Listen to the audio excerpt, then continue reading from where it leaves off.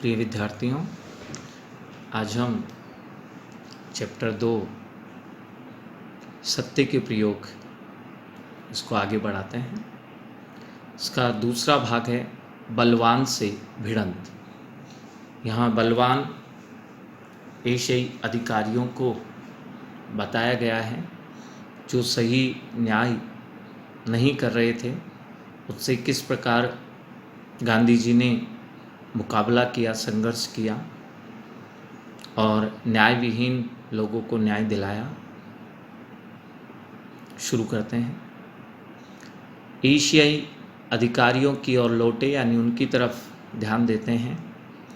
एशियाई अधिकारियों का बड़े से बड़ा थाना जोहानिसबर्ग में था। जोहान्सबर्ग जिसे हम कहते हैं, वहाँ पर था। गांधी जी ये देख रहे थे कि उस थाने में हिंदुस्तानी, चीनी आदि का वो रक्षा नहीं करते थे, बल्कि भक्षण होता था, उन्हें पीड़ित करते थे, परेशान करते थे।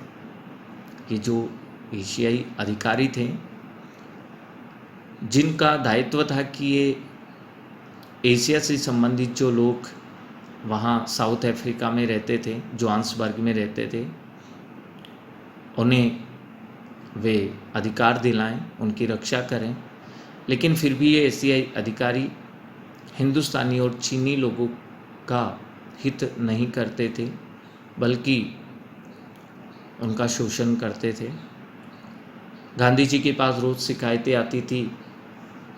हकदार वहाँ दाखिल ही नहीं हो सकते थे और बिना हक यानी अधिकार वाले, और बिना अधिकार वाले वहाँ 100 पाउंड रिश्वत देकर वहाँ आराम से चले जा रहे थे। इसका आप इलाज नहीं करेंगे तो कौन करेंगा। गांधी जी को ये हिंदुस्तानी और चीनी लोग कहते कि ऐसा वहाँ रिश्वत चल रही है, हमारे साथ न्याय नहीं हो रहा है, आप इसका कोई उपचार करें, और वरना तुम्हारे सिवाय कौन करेगा। गांधी जी की भी यही भावना थी कि मुझे उनका सहयोग करना चाहिए। यदि यह सड़ांध, दुर्गंध, अत्याचार दूर नहीं हो तो मेरा ट्रांसवाल में बसना व्यर्थ माना जाएगा। मेरा यहाँ पर वकालत करना, साउथ अफ्रीका में रहना मेरे लिए व्यर्थ हो जाएगा, क्योंकि मैं यहाँ एशियाई लोगों को न्याय नहीं दिला पाऊँ, हिंदुस्तानी और चीनी लोगों को यहाँ न्याय नहीं दिला पाऊँ तो मेरा यहाँ रहना व्यर्थ होगा। तो गांधी जी प्रमाण, साक्ष्य जुटाने लग गए। जब गांधी जी के पास बहुत सारे प्रमाण संग्रहित हो गए तो पुलिस कमिश्नर के पास वे पहुंच गए। गांधी जी को ऐसा लगा था कि दया और न्याय की वृत्ति पुलिस कमिश्नर में है, और गांधी जी की बात बिल्कुल अनसुनी करने के बदले उन्होंने धैर्य के साथ सुना और साक्ष्य भी प्रस्तुत करने के लिए कह दिया। गवाहों के बयान भी पुलिस कमिश्नर ने स्वयं ले लिए। उन्हें विश्वास हो गया। पर जिस तरह गांधी जी कह रहे हैं मैं जानता था, उसी तरह वह भी जानता था कि दक्षिण अफ्रीका में गोरे पंचों के द्वारा, वहाँ जो भी न्यायाधीश थे वो गोरे लोग थे, गोरे अपराधियों को दंड दिलाना कठिन है, और जो वहाँ के गोरे चाहे कितना ही बड़ा उन्होंने अपराध किया हो तो उनको दंड दिलाना बड़ा कठिन है। पुलिस कमिश्नर ने कहा फिर भी हम प्रयत्न तो करें, ऐसे अपराधी जूरी द्वारा छोड़ दिए जाएंगे, इस डर से उन्हें न पकड़वाना भी उचित नहीं है, इसलिए मैं तो उन्हें पकड़वाऊंगा। आपको मैं इतना विश्वास दिलाता हूँ कि अपनी मेहनत में मैं कोई कसर नहीं रखूँगा। पुलिस कमिश्नर ने एक विश्वास दिला दिया कि मैं बड़ी मेहनत करूँगा और उन्हें पकड़वा दूँगा, गिरफ्तार करवा दूँगा। मुझे तो विश्वास था ही, दूसरे अपराधियों पर भी संदेह तो था, पर उनके विरुद्ध मेरे पास कमज़ोर प्रमाण थे, साक्ष्य गांधी जी को नहीं मिल पाए थे। केवल 2 ही ऐसे अधिकारी थे जिनके लिए पर्याप्त इनके पास प्रमाण थे, इसलिए उनके बारे में कोई संदेह नहीं रहा था। इसलिए उन 2 अधिकारियों के विरुद्ध वारंट निकले। गांधी जी का आना जाना छिपा नहीं रह सकता था। उन्हें पुलिस कमिश्नर के पास आते जाते कई लोग देखते थे कि गांधी जी प्राय प्रतिदिन पुलिस कमिश्नर के यहाँ जाते हैं। इन 2 अधिकारियों के छोटे और बड़े जासूस तो थे ही, मेरे दफ्तर पर निगरानी वो रखते थे और मेरे आने जाने की खबरें उन अधिकारियों को पहुंचा देते थे। यहाँ मुझे यही कहना चाहिए कि उक्त अधिकारियों का अत्याचार इतना ज़्यादा था कि उन्हें ज़्यादा जासूस नहीं मिलते थे, अर्थात उनको सूचनाएं देने वाले बहुत ज़्यादा लोग नहीं थे। यदि हिंदुस्तानियों और चीनियों की मुझे मदद न होती तो ये अधिकारी कभी भी पकड़े ही नहीं जाते। हिंदुस्तानी और चीनी लोगों ने गांधी जी की मदद की साक्ष्य जुटाने में। इन 2 में से एक अधिकारी तो भाग गया। पुलिस कमिश्नर ने बाहर का वारंट निकाला, बाहर से उसको गिरफ्तार करने के लिए वारंट निकाला, वापस पकड़वाया, मुकदमा भी चला, सबूत भी मजबूत थे और एक के तो भागने का प्रमाण जूरी के पास पहले ही पहुंच चुका था। फिर भी उन दोनों को छोड़ दिया गया। गांधी जी को बड़ी निराशा हुई, पुलिस कमिश्नर को भी बड़ा दुख हुआ। गांधी जी को वकालत से ही अरुचि हो गई। बुद्धि का उपयोग अपराध को छिपाने में किस प्रकार से यहाँ हो रहा था, ऐसा देख करके गांधी जी को बुद्धि ही अप्रिय लगने लगी, क्योंकि बुद्धि का गलत उपयोग करके उन्होंने अपने अपराध को छिपाया और छूट गए। दोनों अपराधियों का अपराध इतना प्रसिद्ध हो गया था कि उनके छूट जाने पर भी सरकार ने उन्हें रख नहीं सकी। सरकार ने उन्हें वापस पद नहीं दिया, दोनों को बर्खास्त कर दिया गया और एसीआई विभाग अब कुछ साफ हुआ, वहाँ अब कुछ न्याय मिलने लगा। हिंदुस्तानियों को अब इससे धैर्य मिला, उनकी हिम्मत बढ़ गई।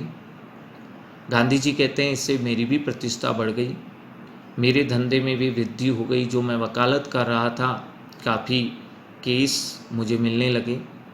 हिंदुस्तानी समाज के जो सैकड़ों पाउंड हर महीने रिश्वत में चले जाते थे, उनमें भी बहुत कुछ बचत हो गई। अब रिश्वत नहीं देनी पड़ रही थी। यह तो नहीं कहा जा सकता कि पूरी रकम ही बच गई, बेईमान तो अब भी रिश्वत खाते थे, पर यह कहा जा सकता है कि जो प्रामाणिक थे वे अपनी प्रामाणिकता की रक्षा कर सकते थे। आगे गांधी जी कह रहे हैं कि मैं कह सकता हूं कि इन अधिकारियों के इतने अधम होने पर भी, निकृष्ट होने पर भी, गिर जाने पर भी उनके विरुद्ध व्यक्तिगत रूप से मेरे मन में कुछ नहीं था। मेरे इस स्वभाव को वो भी जानते थे और जब उनकी कंगाल हालत में मुझे मदद करने का मौका मिला, उनकी आर्थिक स्थिति बिगड़ गई, तो गांधी जी कहते हैं मैंने उनकी मदद की। यदि मेरा विरोध नहीं होता तो उन्हें जोहान्सबर्ग की म्यूनसिपालिटी में नौकरी मिल सकती थी। गांधी जी कह रहे हैं कि अगर मैं विरोध नहीं करूं तो जोहान्सबर्ग की म्यूनसिपालिटी में उन्हें, अर्थात नगर पालिका में उन्हें नौकरी मिल सकती थी। उनका एक मित्र मुझे मिला और मैंने उन्हें नौकरी दिलाने में मदद करना मंजूर कर लिया और मेरे मदद से उन्हें फिर से नगर पालिका में नौकरी मिल गई। मेरे इस कार्य का यह प्रभाव पड़ा कि मैं जिन गोरों के संपर्क में था वे मेरी तरफ से अब निर्भय रहने लग गए, क्योंकि सब जान गए कि गांधी जी केवल बुरे कार्य का विरोध करते हैं, व्यक्तिगत रूप से वे किसी का विरोध नहीं करते हैं। इसलिए सभी अब निर्भय हो गए। यद्यपि उनके विभागों के विरुद्ध मुझे लड़ना पड़ता था, तीखे शब्द कहने पड़ते थे, फिर भी वे मेरे साथ मधुर संबंध रखते थे। इस प्रकार का बर्ताव मेरा एक स्वभाव ही था, इसे मैं उस समय ठीक से जानता नहीं था। यह तो मैं बाद में समझने लगा कि ऐसे बर्ताव में सत्याग्रह की जड़ मौजूद है और यह अहिंसा का एक विशेष अंग भी है। मनुष्य और उसका काम, ये दोनों भिन्न वस्तुएं हैं। अच्छे काम के प्रति आदर और बुरे के प्रति तिरस्कार का भाव होना ही चाहिए। भले बुरे काम करने वालों के प्रति सदा आदर और दया रखनी चाहिए, क्योंकि काम की हम निंदा करें, बुरा काम कोई करता है तो उसका तिरस्कार करें, उस काम को करने से रोकें, लेकिन उस व्यक्ति के विरुद्ध हमें दया भाव रखनी चाहिए। केवल उसके बुरे काम का हम तिरस्कार करें, बुरे काम का विरोध करें, लेकिन उस व्यक्ति के प्रति हमारे मन में दया भाव होनी चाहिए। यह चीज़ समझने में बड़ी सरल है, पर इसके अनुसार आचरण बहुत कम से कम लोग ही कर पाते हैं। इसी कारण इस संसार में विष फैलता रहता है, क्योंकि लोग व्यक्ति के प्रति तिरस्कार की भावना अपना लेते हैं। सत्य के शोध में और उसके मूल में ऐसी ही अहिंसा है। मैं प्रति क्षण यह अनुभव करता हूँ कि जब तक यह अहिंसा हाथ में नहीं आती तब तक सत्य मिल ही नहीं सकता। व्यवस्था या पद्धति के विरुद्ध झगड़ना हमें शोभा देता है, पर व्यवस्थापक के विरुद्ध झगड़ा करना तो अपने विरुद्ध झगड़ने के समान ही है, क्योंकि हम सब एक ही कूंची से रचे हुए हैं, एक ही ब्रह्मा की संतान है। हम सभी को ब्रह्मा जी ने बनाया है, जन्म दिया है, और उन्हीं के संस्कार, उन्हीं ने भाव हमारे अंदर डाले हैं। इसलिए हम सब जब ब्रह्मा जी की ही संतान हैं तो हम सबको आपस में एक दूसरे के विरुद्ध खड़ा नहीं होना चाहिए। व्यवस्थापक में अनंत शक्तियाँ निहित होती हैं। व्यवस्थापक का अनादर या तिरस्कार करने से उन शक्तियों का अनादर हो जाएगा, और वैसा होने पर व्यवस्थापक को और संसार को बहुत हानि पहुंच सकती है। इसलिए हम बुरे कार्य का हम विरोध करें, संघर्ष करें, रोकें, लेकिन वास्तव में उस व्यक्ति के प्रति हमारे मन में दया भाव होनी चाहिए, आदर होना चाहिए। ऐसी ही अहिंसा हमें अपनानी चाहिए। सत्य के खोज के लिए, सत्य के सुधार के लिए ऐसी ही अहिंसा होनी चाहिए। इसके बाद आगे भाग शुरू होता है आत्मिक शिक्षा, आत्मा की शिक्षा, आत्मा का विकास किस प्रकार होता है, ये आत्मिक शिक्षा क्या होती है। विद्यार्थियों के शरीर और मन को शिक्षित करने की अपेक्षा आत्मा को शिक्षित करने में मुझे बहुत परिश्रम करना पड़ा। आत्मा के विकास के लिए मैंने धर्म ग्रंथों पर कम आधार रखा था। मैं मानता था कि विद्यार्थियों को अपने अपने धर्म के मूल तत्व जान लेने चाहिए, अपने अपने धर्म ग्रंथों का साधारण ज्ञान होना चाहिए। इसलिए मैंने यथाशक्ति इस बात की व्यवस्था की थी कि उन्हें यह ज्ञान मिल सके, किंतु उसे मैं बुद्धि की शिक्षा का अंग ही मानता हूँ। आत्मा की शिक्षा एक बिल्कुल ही भिन्न विभाग है, अलग विभाग है। इसे मैं टॉल्स्टॉय आश्रम के बालकों को सिखाने लग गया था, उससे पहले ही इसे मैं जान चुका था। वास्तव में आत्मा का विकास क्या है, इसका अर्थ क्या है, इसके लिए गांधी जी ने 3 बातें बताई है। चरित्र का निर्माण करना, ईश्वर का ज्ञान प्राप्त करना और आत्म ज्ञान प्राप्त करना। इन तीनों का सम्मिलित रूप ही आत्मा का विकास कहलाता है। इस ज्ञान को प्राप्त करने में बालकों को बहुत ज़्यादा मदद की ज़रूरत होती है, और इसके बिना दूसरा जो ज्ञान है वो व्यर्थ होता है, हानिकारक भी हो सकता है। ऐसा गांधी जी का विश्वास था कि वास्तव में आत्मा का विकास आत्मिक शिक्षा सभी को दी जानी चाहिए और इसके लिए वास्तव में मदद की ज़रूरत है। ये धर्मशास्त्रों को पढ़ने से नहीं मिल सकता है। इसके लिए अपने चरित्र का विकास करना, निर्माण करना जरूरी है। ईश्वर का ज्ञान भी पाना चाहिए और आत्मिक ज्ञान भी पाना चाहिए। इन सब से ही आत्मा का विकास संभव है। मैंने सुना कि लोगों में यह भ्रम फैला हुआ है कि आत्मज्ञान चौथे आश्रम में प्राप्त होता है। ऐसा लोगों में भ्रम भी था कि आत्मज्ञान चौथे आश्रम में, जिसे हम संन्यास आश्रम कहते हैं, और उसमें जाने के बाद अंतिम 25 वर्ष जो हमारे जीवन के 75 से 100 वर्षों के बीच का समय होता है, लोगों में यही भ्रम था कि आत्मज्ञान तो उन्हें अंतिम 25 वर्षों में ही मिल सकता है या मिलता है। लेकिन जो लोग इस अमूल्य वस्तु को चौथे आश्रम तक मुलतवी रखते हैं, यानी आगे बढ़ाते जाते हैं, वे आत्मज्ञान प्राप्त नहीं करते। वे इंतज़ार करते हैं कि 75 वर्ष से 100 वर्ष के बीच में ही हमें यह आत्मज्ञान मिल सकता है। उसे एक अमानत के रूप में रखते हैं कि वहाँ पहुँचने के बाद ही मिलेगा। ऐसे लोगों को वास्तव में आत्मज्ञान नहीं मिल पाता है, बल्कि बुढ़ापा और दयाजनक बचपन पाकर के पृथ्वी पर वो भार स्वरूप बनकर जीवित रहते हैं। इस प्रकार का सार्वत्रिक अनुभव पाया जाता है। सभी जगह मैंने यही देखा कि कोई भी व्यक्ति आत्मज्ञान को प्राप्त नहीं कर पाते हैं और घूमते रहते हैं। संभव है कि सन 1911-12 में इन विचारों को इस भाषा में मैं नहीं रखता, पर मुझे अच्छी तरह याद है कि उस समय मेरे विचार इसी प्रकार के थे, यानी मैं भी इसी प्रकार के विचार रखता था। आत्मिक शिक्षा किस प्रकार दी जाए, ये भी एक प्रश्न उपस्थित हो गया। तो गांधी जी कह रहे हैं कि मैं बालकों से भजन गवाता था, गाने को कहता था, उन्हें नीति की पुस्तकें पढ़कर सुनाता था, किंतु मुझे संतोष नहीं होता था। अर्थात मैं आत्मिक शिक्षा भजनों के माध्यम से और नीतिगत पुस्तकों से उन्हें नहीं दे पाया।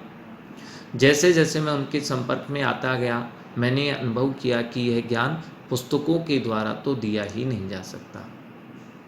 शरीर की शिक्षा जिस प्रकार शारीरिक कसरत से दी जा सकती है, बुद्धि की बौद्धिक कसरत के द्वारा, उसी प्रकार आत्मा की शिक्षा आत्मिक कसरत से ही दी जा सकती है। आत्मा की कसरत शिक्षक के आचरण के द्वारा ही दी जा सकती है।